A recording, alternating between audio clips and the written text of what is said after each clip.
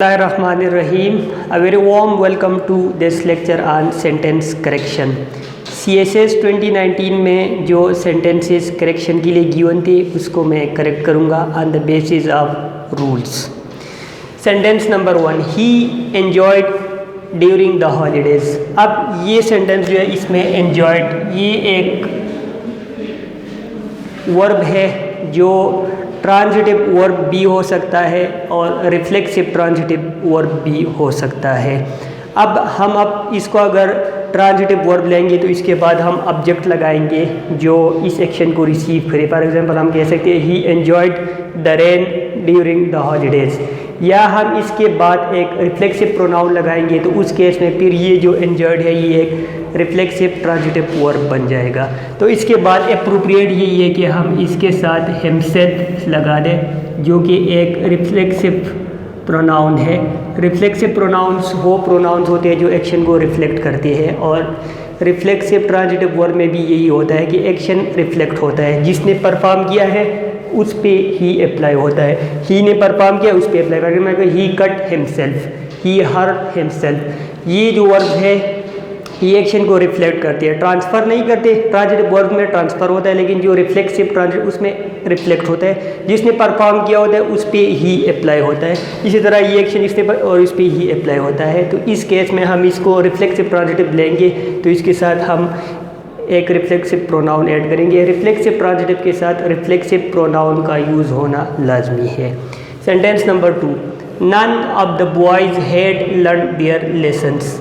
अब यहाँ पर ये देयर जो यूज़ हुआ ये एक पोजेसिव एडजेक्टिव है, और पोजेसिव एडजेक्टिव अपने एंटीसीडेंट के साथ एग्री करेगा in terms of number, gender, case, person. अब ये नन जो कि एक सिंगुलर एंटिटी डिस्ट्रीब्यूटिव प्रोनाउन है जो कि सिंगुलर ट्रीट होता है। जब ये सिंगुलर ट्रीट होता है तो ये देयर भी हम सिंगुलर ही लेंगे, तो यहाँ पर हम देयर नहीं लगाएंगे बल्कि हैज़ लगाएंगे।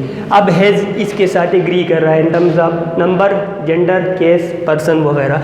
ये तो खैर केस अलग केस है क्योंकि यहाँ पर हमें पोजेसिव एडजेक्टिव रिक्वायर्ड है, ये तो सब्जेक्टिव केस है। बाकी ये एग्री कर रहा है। अब देयर प्लूरल था, है सिंगुलर है क्योंकि ये भी सिंगुलर है।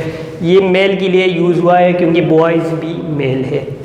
लेसन्स को हम सिंगुलर भी कर सकते हैं, बाहर प्लूरल भी करेक्ट है कि हर एक स्टूडेंट की एक से ज़्यादा लेसन्स थे, मल्टीपल लेसन्स थे, तो उस केस में प्लूरल भी करेक्ट है। अदरवाइज़ हम इसको हैज़ लेसन भी कर सकते हैं। Sentence number 3, he is abusing the money of his father. अब यहाँ पर सिर्फ ये एक वर्ड गलत यूज़ हुआ, एब्यूज। एब्यूज़ हम वर्बल एक्शन के लिए यूज़ करते हैं, जब हम गाली देते हैं या कोई अल्फाज का गलत इस्तेमाल वगैरह करते हैं तो उस केस में हम एब्यूज़ यूज़, मतलब ये वर्बल एक्शंस के लिए यूजुअली हम यूज़ करते हैं। अब यहाँ पर जो एक्शन है वो एक फ़िज़िकल एक्शन है, तो फिज़िकल एक्शन के लिए यहाँ पर अप्रोप्रिएट वर्ब जो है वो मिस यूजिंग होगा। He is miss using the money of his father. Sentence number 4, I regret at my decision. अब ये सेंटेंस जो है इसमें वर्ब रिग्रेट यूज़ हुआ है। अब mother tongue interference, Urdu interference की वजह से हम कहते हैं मैं अपने फैसले पर मुझे बचतावा है, मुझे अपने फैसले पर बचतावा है। तो उर्दू में हम पर यूज़ करते हैं, लेकिन इंग्लिश में रिग्रेट के साथ प्रेपोजिशन नहीं यूज़ होता। प्रेपोजिशन ट्रांजिटिव वर्ब्स के बाद नहीं यूज़ होता, ट्रांजिटिव वर्ब्स के फ़ौरन बाद मीन्स इसी पॉइंट पे कोई भी प्रेपोजिशन नहीं आएगा, इसी पॉइंट पे फ़ौरन बाद डायरेक्टली ट्रांजिटिव वर्ब के बाद ऑब्जेक्ट यूज़ होंगे, और ऑब्जेक्ट या नाउन होगा या नाउन इक्विवेलेंट होगा। Noun equivalent means pronoun, noun phrase, noun class, gerund और नॉमिनल। तो इसके साथ प्रीपोजिशन ये मदर टंग इंटरफेरेंस के वजह से हम यूज़ करते हैं, लेकिन इंग्लिश में नहीं यूज़ है। फॉर एग्जांपल हम कहते हैं कि मैं आपको कॉल करूँगा, I will call to you, तो इसमें टू नहीं यूज़ होगा। इंग्लिश में हम कहेंगे आई will call you. Sentence number 5, I could not help but love. अब यहाँ पर ये जो फ्रेज है कुड नॉट हेल्प, इसका मतलब है I could not control, I have no control over. Could not control या हैव नो कंट्रोल ओवर, तो इसके बाद कोई एक्टिविटी या कोई एक्शन या कोई पर्सन या कोई थिंग वगैरह इस तरह चीज़ आएगा जिसके ऊपर कंट्रोल नहीं है, तो वो चीज़ हम एक्सप्रेस कर सकते हैं जेरंड के ज़रिए, वो होगा लाफिंग। इस तरह मैंने ऑलरेडी बताया कि इसके बाद डायरेक्ट ऑब्जेक्ट पोजीशन भी या नाउन आ सकता है, नाउन इक्विवेलेंट आ सकता है। लाफिंग जो कि एक जेरंड है और नाउन इक्विवेलेंट है, मैं लाफिंग को नहीं कंट्रोल कर सकता। लाफिंग एक जेरंड हो गया तो वो नाउन फंक्शन परफॉर्म कर सकता है। Sentence number 6, I always have and shall always be your friend. Have और इसके साथ साथ जो बाकी एच से स्टार्ट होने वाले वर्ड्स है, हैज़, हैड और हैव, इसके बाद हमेशा third form of the verb आ सकते हैं। Has, have, had, triple H के बाद third form of the verb, past participle form of the verb. इसके बाद वो फॉर्म ऑफ द वर्ब नहीं यूज़ हुआ, इसलिए ये इनकरेक्ट है। इसके बाद हम यूज़ करेंगे हैव बीन। बीन एक third form of the verb है, ये पॉइंट याद रखिए। I always have been and अब ये डिटर्मिनेशन शो कर रहा है तो डिटर्मिनेशन के लिए हम विल यूज़ करेंगे, और ऑलवेज एक बार यूज़ हुआ तो इस यहाँ पर रिपीट करने की ज़रूरत नहीं है, तो ये सेंटेंस करेक्ट इस तरह हो जाएगा, आई ऑलवेज हैव बीन, क्योंकि हैव के बाद हमें third form of the verb required है जो कि बीन। बीन यहाँ पर मेन वर्ब है। एंड विल, डिटर्मिनेशन के लिए हम विल यूज़ करते हैं, and will be your friend. Always already हमने यूज़ किया तो दोबारा इसको यूज़ करने की ज़रूरत नहीं है, रिपीट करने की ज़रूरत नहीं है। Sentence number 7, I was out walking when I saw the new moon in the garden.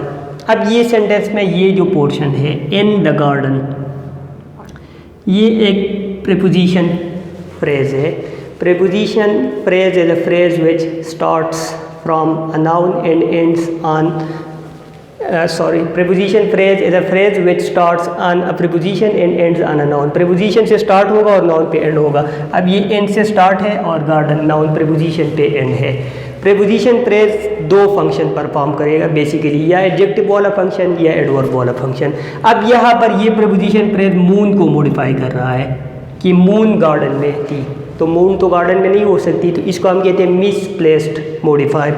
ये एक मॉडिफायर है, मॉडिफायर है ये, क्योंकि ये मॉडिफाई कर रहा है, ये मॉडिफाई कर सकता है किस किस चीज़ को, या ये वर्ब को मॉडिफाई कर सकता है या ये नाउन को मॉडिफाई। अगर नाउन को मॉडिफाई करेगा तो एडजेक्टिव फंक्शन परफॉर्म करेगा, अगर वर्ब को मॉडिफाई करेगा तो एडवर्ब फंक्शन।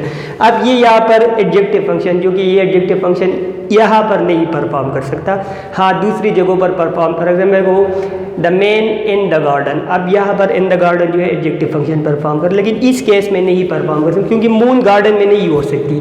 मैन गार्डन में हो सकते हैं लेकिन मून गार्डन में नहीं हो सकती, तो इस वजह से ये मिसप्लेस्ड मॉडिफायर है। अब इसको करेक्ट करना ये कि ये जो मॉडिफायर है इसको इसकी एक्चुअल पोजीशन पे हम पुट करें, उस पॉइंट पे पुट करें जहाँ पर ये मॉडिफाई कर सकता है, तो वो ये पॉइंट है वॉकिंग। ये मॉडिफाई करेगा वॉकिंग को, वॉकिंग इन द गार्डन,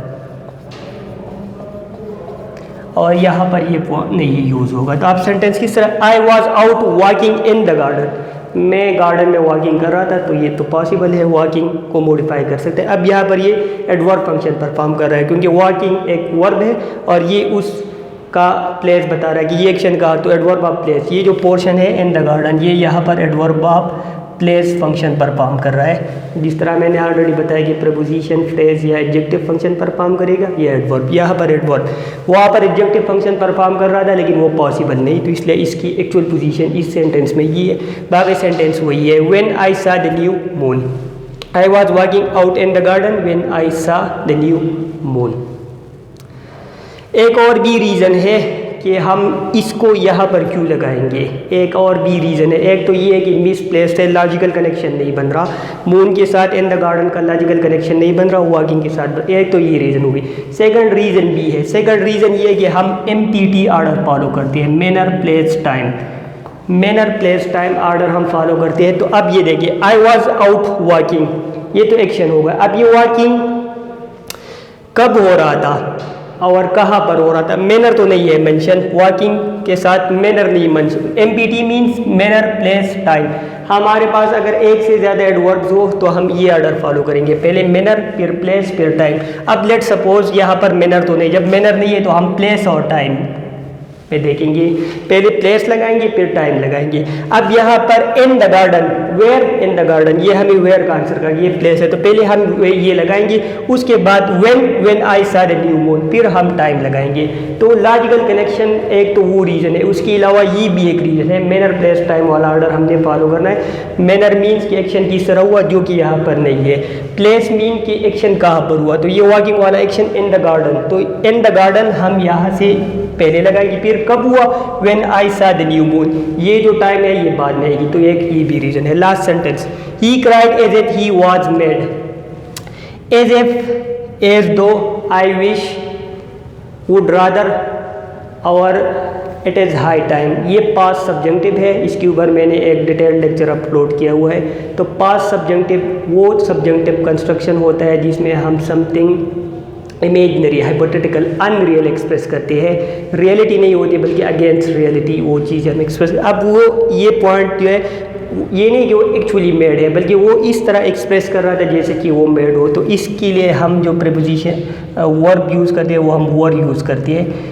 हम कहेंगे he cried as if he were made, she acts as if she were the princess. चाहे यहाँ पर first form of the verb हो, सेकंड हो, यहाँ पर हम वर लगाएंगे। फॉर एग्जांपल में she acts as if she were princess, she was princess नहीं कहेंगे, चाहे यहाँ पर first form of the verb हो चाहे सेकंड फॉर्म। या मैं और example, I wish I were a millionaire, I was a millionaire नहीं आएगा।